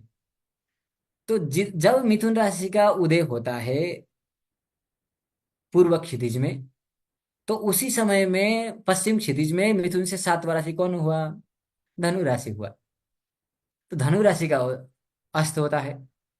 अब धनु, आप देखिए धनु राशि का स्वभाव यदि हम देखते हैं, धनु राशि का आकृति स्वरूप कैसा है, तो पीछे घोड़ा है, आगे मनुष्य है, जो एक नार्निया मूवी में हमको दिखाई देता है। नार्निया मूवी में एक योद्धा होता है जो आगे मनुष्य होता है और पीछे घोड़ा होता है। किसी ने नार्निया मूवी यदि देखे होंगे तो वहां पता चल जाएगा धनुराशि का स्वरूप कैसा है। तो और वो आगे जो हिस्सा है जिसका धनु का, उसमें बाण लिया हुआ है। तो आर्द्रा नक्षत्र का जैसे ही पश्चिम पूर्व क्षितिज में उदय हुआ, ऐसे पश्चिम क्षितिज में धनु राशि अस्त होता है। तो धनु राशि ने आर्द्रा को बाण मारने के लिए कोशिश किया, शिव को बाण मारने के लिए कोशिश किया, और आर्द्रा जो है उदय होते ही धनु राशि अस्त हो गया। और आर्द्रा ने जैसे देखा धनु को, ऐसे धनु अस्त हो गया, मीन्स खत्म हो गया। तो ये पुराण की बात है। अब एज ए सोबिलो की यदि हम बात मानते हैं, तो क्या ऊपर दिखाई देने वाले घटना को ही यहाँ वर्णन किया गया है क्या, कभी कभी ऐसा भी लगता है। जैसे महाभारत का भी एक आख्यान है, मैं कभी आप लोगों के साथ और बातें करने का यदि मौका मिलेगा, तो मैं इन सब आकाशीय घटनाओं को धरती में कैसे देख सकते हैं, हम आख्यानों में कैसे देख सकते हैं, इन सब की बात को मैं और आने वाले कहीं भी अवसर मिलेगा तो मैं जरूर रखूंगा। तो ये एक आश्चर्य की बात है। और कृतिका नक्षत्र अग्नि देवता है, और अग्नि का वाहन मेष है, और मेष के बाद कृतिका है, मेष के बाद वृष है, क्योंकि कृतिका का एक पाद ही मेष राशि में आता है, बाकी तृतीय पाद जो है वो वृष राशि में जाता है। जब ये कृतिका ना, ये सब बातें जब दिमाग में आता है, ये सब बातें को यदि हम सोचते हैं तो ये एक आश्चर्य की बात होती है, ये मिस्टीरियस चीजें है, ये एक रहस्यमयी है, और इस रहस्य का मैं नहीं सुलझा सकता हूँ। हम बस चिंतन कर सकते हैं और सुलझा भी सकते हैं यदि उस तरीके का हमारे में यदि अध्ययन यदि होगा तो, क्योंकि हम थ्योरी दे सकते हैं इस चीज को लेकर के, क्योंकि एक थ्योरी बहुत बड़ी होती है, क्योंकि theory of everything, Stephen Hawkings भी कुछ थ्योरी दिया है, बिग बैंग थ्योरी। तो ऐसे ही बैंग तो नहीं हुआ होगा जैसे वो नेबुला से, रिंग नेबुला से, और हम निकले हुए हैं, हम प्रकट आए हुए हैं, उसके बाद हमारी सृष्टि हुई होगी, हमारे ऋषि आए, ऋषियों ने खोज किया होगा, ऋषियों को जानने की जिज्ञासा हुआ होगा। इसीलिए मैंने आपको सबसे पहले ये वाले उसमें मैंने ये चित्र इसीलिए डाला है, ये मैंने गूगल से उठाया हुआ है, ये मैंने इसीलिए डाला है क्योंकि मैं मंत्र लिखना था, लेकिन मुझे लगा थोड़ा चित्र देखने पर आप लोगों को थोड़ा अच्छा लगेगा। अब यहाँ देखिए, ऋग्वेद का मंत्र है, नासदी सूक्त का है। ये बोल रहा है, ना सदा सिन्नो सदासित तदानीम नासिद रजो नो व्योमा परो यत् किमा वरीव कुहकस्य धर्म शर्मन्नम्भ किमासिद गहनम गभीरम। अब यहाँ पे क्या प्रश्न पूछ रहा है, ये नासदी सूक्त ऋग्वेद में है, और ये ऋग्वेद में उल्लेखित प्रश्न है ये, कि ये सृष्टि किसने किया होगा, हमारा अस्तित्व क्या हुआ होगा, और हम कहाँ से आए होंगे, हमारे शुरुआत कहाँ से हुआ होगा। ये प्रश्न आता है, उसके बाद आंसर देता है। तो इससे पहले को अद्धा कवा इवह प्रवोचत कुता अजाता कुत इयम विसृष्टि ही, ये प्रश्न आ रहा है नासिदी सूक्त में। तो इस तरीके से हमारे ऋषियों ने जिज्ञासा किया होगा, जिज्ञासा करने के बाद इस तरीके से सृष्टि हुआ होगा करके चिंतन हुआ होगा, और हमारे ऋषियों को ज्ञान था होगा सृष्टि का, ऐसे ही होना चाहिए, तभी इतना सारे चीजों को लिखा होगा सृष्टि के विषय में, अवश्य ही ज्ञान था इसलिए लिखे हैं। तो आधुनिक विज्ञान भी यही कह रहा है कि सब कुछ शून्य था, कुछ नहीं था, ब्लास्ट हुआ, उसके बाद सब कुछ निकले। और उसी रिंग नेबुला जहां पे हम बात कर रहे हैं, अभी मैं आया अब आपके यहाँ पे हंस मंडल पे मैं आया, इन्हीं रिंग नेबुला में आप इंटरनेट पे सर्च करते हैं, हंस मंडल भी है और वीणा मंडल भी है, और वही सरस्वती और हंस मंडल, हंस में बैठी हुई और वीणा धारण की वीणा मंडल वहीं पे है। आप ये वीणा मंडल हंस मंडल को क्या कहते हैं आप इंटरनेट पे देख सकते हैं, यही इसके आसपास में है, रिंग नेबुला के आसपास में। तो प्राचीन आचार्यों ने हमको ये संकेत तो नहीं दिया है कि सृष्टि इस तरीके से हुआ है करके, जिसको हम नहीं समझे, और हम वेदों का ठीक ठीक तरीके से अर्थ नहीं कर पाए, क्या ऐसा नहीं हुआ होगा? ऐसा भी हो सकता है, ये एक संभावना हो सकती है, ऐसा इस तरीके का हम चिंतन कर सकते हैं, कि इस तरीके का चिंतन करके हम सृष्टि विषय के अवधारणाओं को समझ सकते हैं। तो सृष्टि करने वाला जो ब्रह्मा है, इन्हीं रिंग नेबुला से उत्पत्ति, यहीं से उत्पत्ति हुआ है, क्योंकि हम जब पढ़ रहे हैं पुराणों में कि विष्णु के नाभि से निकला, क्योंकि विष्णु का मान तो अभी तक हमने जाने नहीं है, ब्रह्मा का मान ही जाने हैं हमने, और क्या पता सूर्य की रश्मि जो है इस नेबुला तक ही पड़ती हो, क्योंकि वहां इतना दूरी तक पड़ती है करके सूर्य सिद्धांत में उल्लेखित है। तो इत्यादि अनेक सारे विषय है जो शंकाएं होती है कि क्या पता ऐसा हो। तो यदि हम यूनिवर्स को जानने की कोशिश करते हैं, अब मैं बात में आता हूं कि ये सब बातें मैंने क्यों बताया।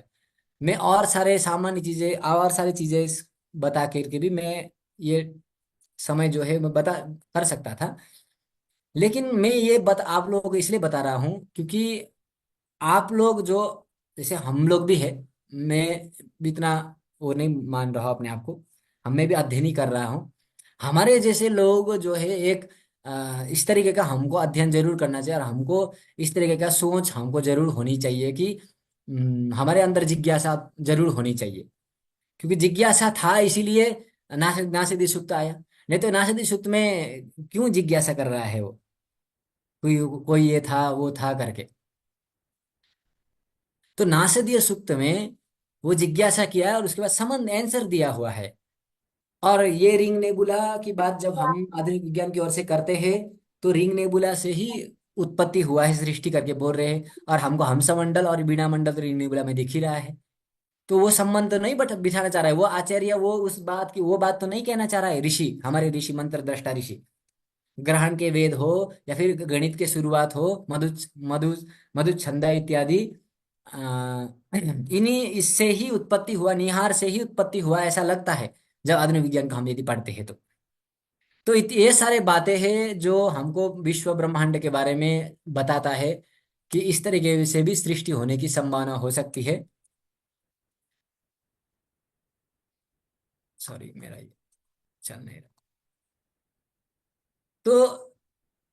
तो विश्व की शुरुआत के विषय में अभी भी संदेह ही है, क्योंकि विश्व का शुरुआत अभी कहाँ से हुआ है और कितना साल कितना हुआ है करके हम पंचांग में गणित तो करते हैं, और जब हम आधुनिक विज्ञान को पढ़ते हैं तब भी वो वही रिजल्ट आता है। तो हमको इस तरीके के एक अध्ययन, एक सोच लाने की जरूरत है, जिस सोच से हम हमारे ऋषि के मनसा को हम समझ सके।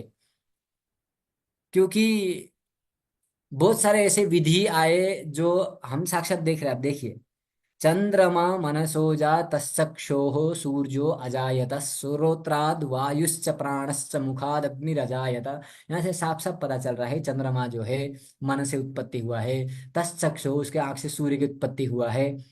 अब इस मंत्र को, मंत्र है एक सीमित है, और मंत्र भी देखिए, मंत्र में भी एक बड़ा आश्चर्य है। मंत्र के बारे में मैं छोटा सा बात बताऊंगा आपको कि मंत्र एक बड़ा आश्चर्य चीज है। एक पैरामीटर में लगा हुआ है मंत्र, और उदात अनुदात स्वरित तीनों चीज से युक्त है, और वो भी एक फिक्स्ड है कि आप उदात को अनुदात नहीं कर सकते, अनुदात को उदात नहीं कर सकते हैं।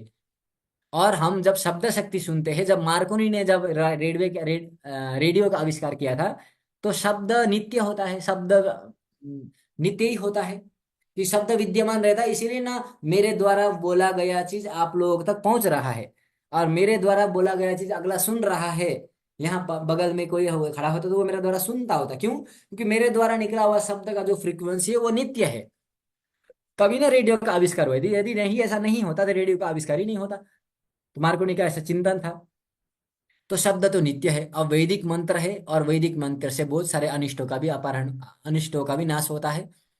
और वो वैदिक मंत्र में ऐसा क्या छिपा हुआ है जो हमारे कार्य को सिद्ध करके दे रहा है? ये एक शोध का विषय, ये एक आश्चर्य कराने वाला विषय है, और इन सब चीज को चिंतन करने वाला विषय है कि कैसे होता होगा उस वैदिक मंत्र में, क्या ऐसा फ्रीक्वेंसी होगा, क्या ऐसा शक्ति होगा, क्या ऐसा ऊर्जा होगा जिस मंत्र के द्वारा मैं उच्चारण करने पर मुझे शक्ति प्राप्त हो रही है, और मैं जिसके लिए उच्चारण कर रहा हूँ उसको शक्ति प्राप्त हो रही है, उसका काम बन रहा है। ये भी एक आश्चर्य की ही बात है।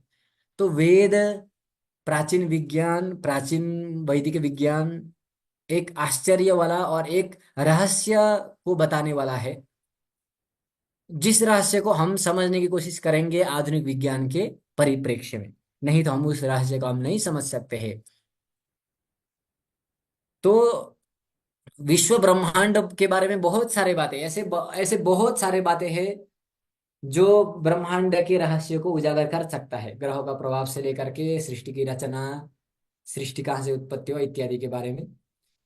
तो इतना कहकर मैं अपने वाणी को विराम देता हूं कि हमें इस प्रकार से, हमको इस तरीके का अध्ययन हो, इस तरीके का यदि हमारा अंदर यदि सोच है, इस तरीके का हम यदि सोच पाएंगे, तो हम, प्रूफ करना हमारा लक्ष्य नहीं है, क्योंकि इट्स ऑलरेडी प्रूफ्ड। क्योंकि कार्बन डेटिंग, जब हम किसी चीज का डेटिंग करने की बात करते हैं, तो कार्बन डेटिंग सिस्टम जो है होता है, उससे अभी तक वेदों का तो काल ही पता नहीं किया है।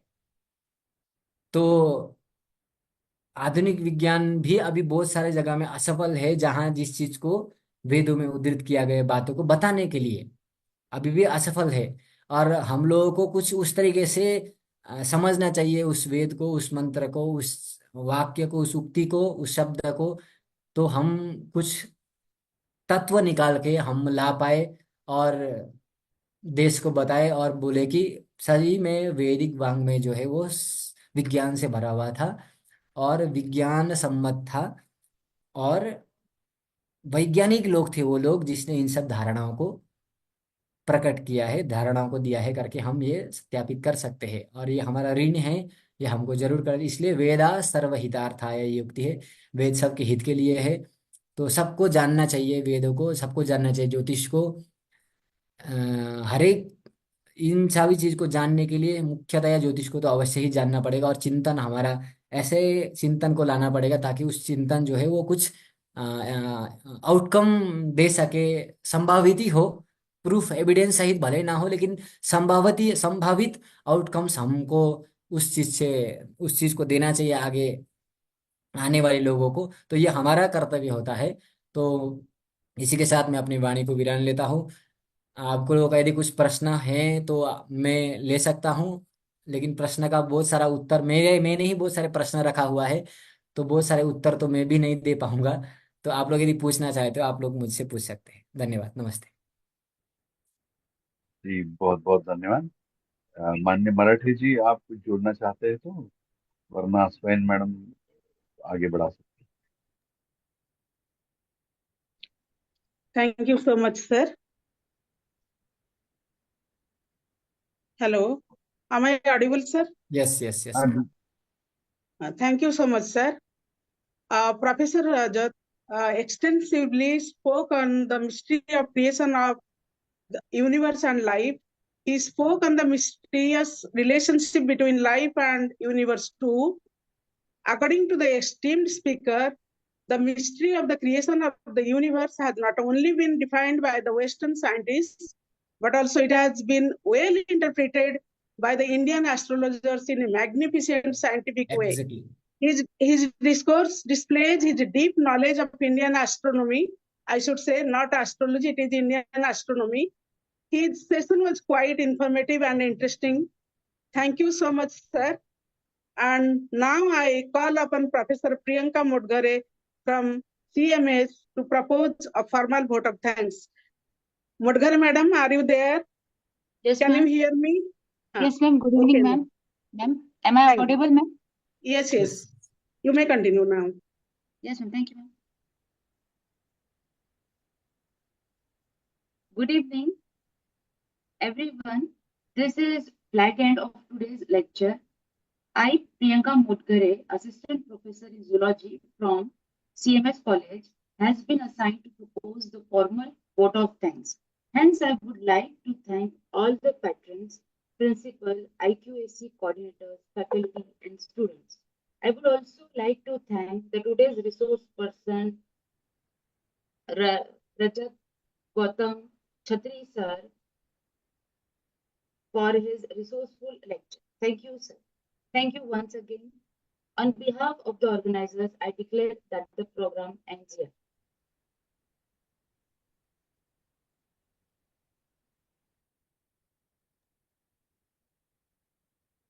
चलिए, बहुत बहुत धन्यवाद। लिंक बंद कर सकते हैं। चलो, थैंक यू सर। जी नमस्ते जी, धन्यवाद।